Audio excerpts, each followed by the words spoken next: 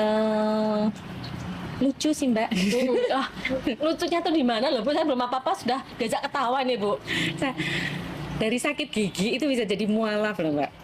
Dari sakit gigi? Iya, sakit gigi itu bisa jadi mualaf. Itulah.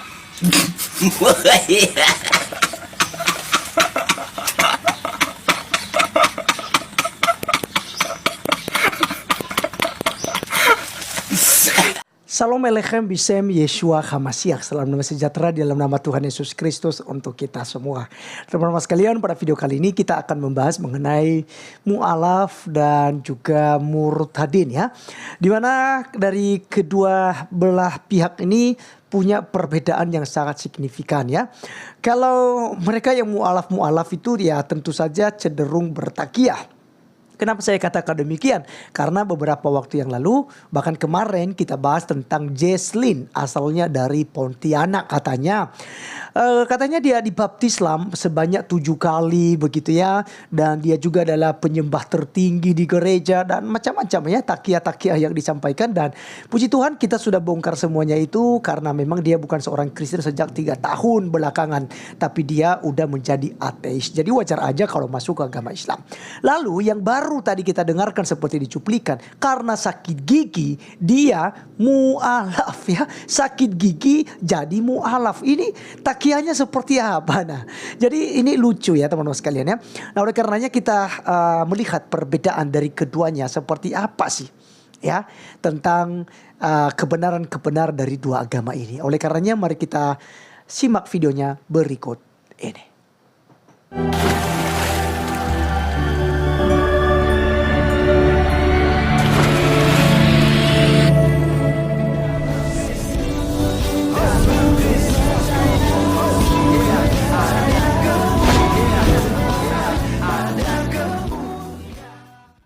Hari ini Saptawati. Oh, panggilannya Bu Rini Panggilannya tadi. Rini. Oke. Terus nih, saya kan kenal Bu Rini dari mu'alaf ya, yang dulunya kita nggak kenal, akhirnya kenal. Karena sama-sama sekolah mualaf ya Mbak? Sama-sama sekolah mu'alaf dan ikut kegiatan dan komunitas Iya, mu'alaf di Semarang. Iya. Jadi di sini saya ingin tahu banget nih Bu, kisah hijrahnya Bu Rini tuh bagaimana? Karena saya taunya Ibu tuh dulu adalah domba ya kan, tapi sekarang seorang Muslim ya. Saya ingin dengar cerita, pasti sahabat Arkom juga ingin tahu bagaimana kisah hijrahnya Bu Rini dan sudah berapa lama menjadi seorang muslimah ya Bu ya. Gimana Bu? Berarti 4 tahun ya? 4 tahunnya masih Desember lagi. Ya. Assalamualaikum warahmatullahi wabarakatuh. Waalaikumsalam warahmatullahi wabarakatuh. Saya sambil makan ini Bu ya. Silakan, Oke. silakan. Sore-sore sambil santai-santai ya Mbak ini. Lucu sih Mbak. Ah, lucunya tuh di mana loh Bu? Saya belum apa-apa sudah diajak ketawa nih Bu. Nah, dari sakit gigi itu bisa jadi mualaf loh Mbak. Dari sakit gigi? Iya, sakit gigi itu bisa jadi mualaf. Itulah Allah ya kalau mau mengangkat umatnya untuk menjadi seorang muslim, menjadi mualaf, ada aja. Ada aja.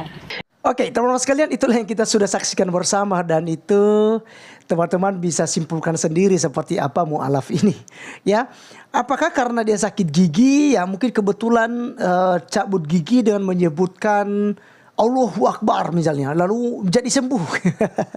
Atau seperti apa teman-teman sekalian.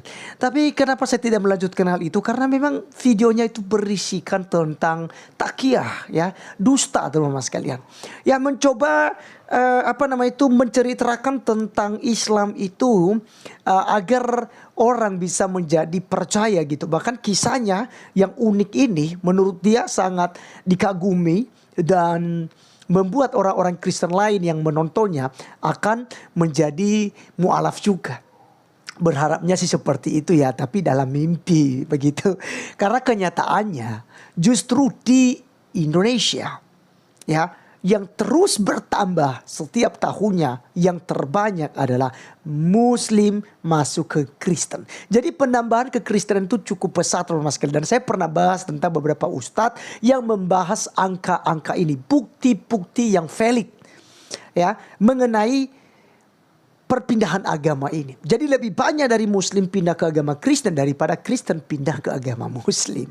Ya itu real teman-teman sekalian. Bisa dicek ya bahwa di video-video saya ya tentang angka perpindahan agama ya dari versi ustadz-ustadz ya. Nah kali ini teman-teman sekalian kita akan dengarkan ya mengenai kesaksian yang benar, menyejukkan hati dan juga masuk logika dan masuk akal begitu. Ya kita langsung saja simak video dari seorang murtadin berikut ini. Muslim, saya anak bungsu dari 5 bersaudara dan sampai saat ini semua keluarga saya masih tetap Muslim. Di sini saya mau cerita bagaimana pertama kali Tuhan memperkenalkan dirinya kepada saya. Ya, jadi waktu itu tahun 2001 awal saya bekerja di satu perusahaan penerbangan nasional di Indonesia dan saya ditempatkan di Bali. Jadi di sana saya kontrak untuk bekerja selama 5 tahun. Saya waktu itu sebagai pramugari dan saya ditempatkan bersama teman-teman seangkatan saya waktu itu dan dalam satu tempat yang sama untuk tinggal gitu. Jadi kami tinggal di apartemen bareng. Saya percaya bukan kebetulan. Jadi saya memilih untuk tinggal bersama teman saya yang Kristen. Dia Kristen. So ya, jadi kami punya satu ruangan di apartemen yang biasanya tuh untuk ruang tamu, tapi karena kami jarang terima tamu, jadi kami ganti jadi seperti ruang buku, ruang baca, ruang musik, taruh-taruh CD dan waktu itu masih ada kaset. Jadi untuk kami ya untuk kami sama-sama baca tuker-tukeran gitu. Teman saya ini dia punya banyak koleksi buku-buku rohani, kemudian Alkitab dia pajang semua, terus ada lagu-lagu, puji-pujian dan saya biasanya suka tuker-tukeran buku tapi buku-buku yang lain gitu sekuler. Suatu hari saya lagi nggak terbang, saya lagi nggak kerja, saya diam di rumah dan dia lagi nggak ada. Waktu itu saya sendirian, saya coba lihat-lihat buku-buku teman saya itu gitu. Saya lihat kok ini rohani semua ya gitu. Tapi waktu itu saya merasa gini, oke, saya mau dengerin musik aja deh gitu.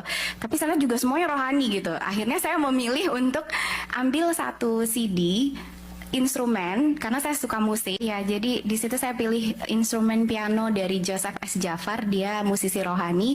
Saya waktu itu nggak tahu dia sama sekali, nggak tahu lagu-lagu apa, tapi saya digerakkan Tuhan untuk ambil itu dan saya dengerin di kamar. Entah kenapa saya merasa ini kok musik bikin damai sejahtera yang nggak pernah saya rasakan sebelumnya. Saya waktu itu belum ngerti kata damai sejahtera, sukacita, tapi saya ngerasa beda. Sampai akhirnya saya mulai lagi untuk saya digerakkan untuk mengambil Alkitab yang ada di lemarinya dia.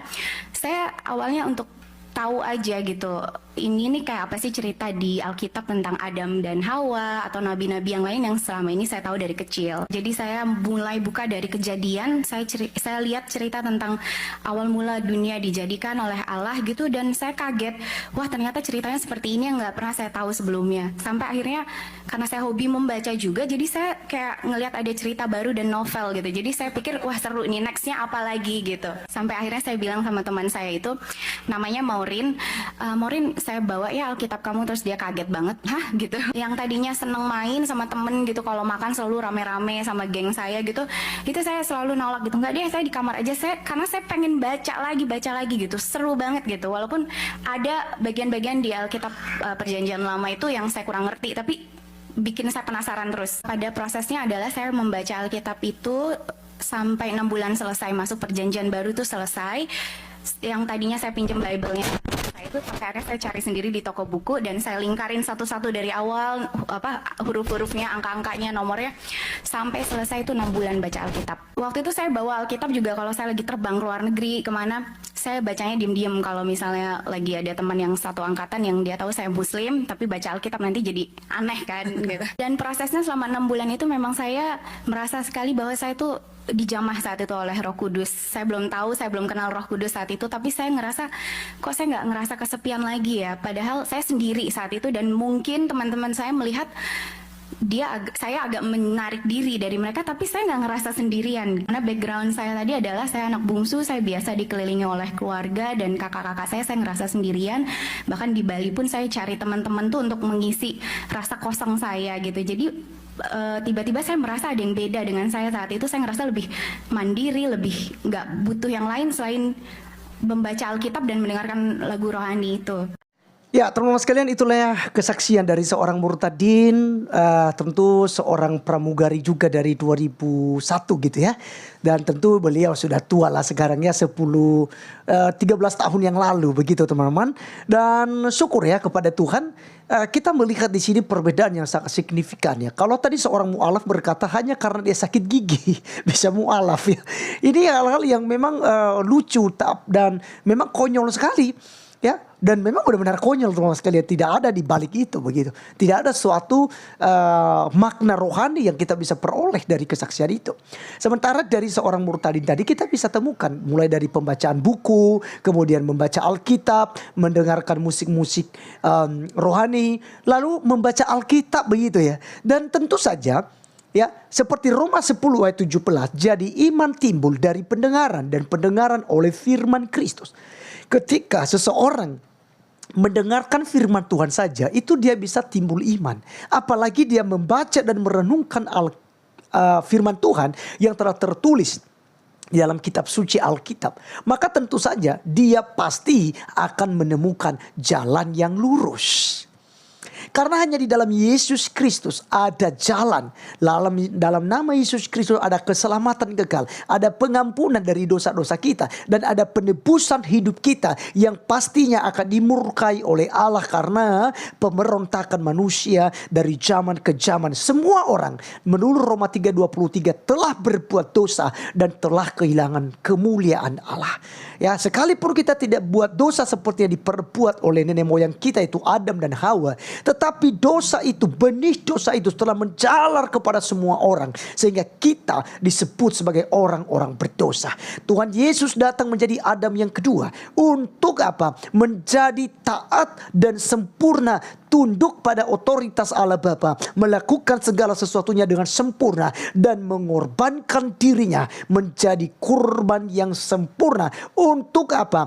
Menyempurnakan kurban-kurban bakaran, kurban sembelihan yang dibuat dalam perjanjian lama oleh para nabi dan para imam-imam.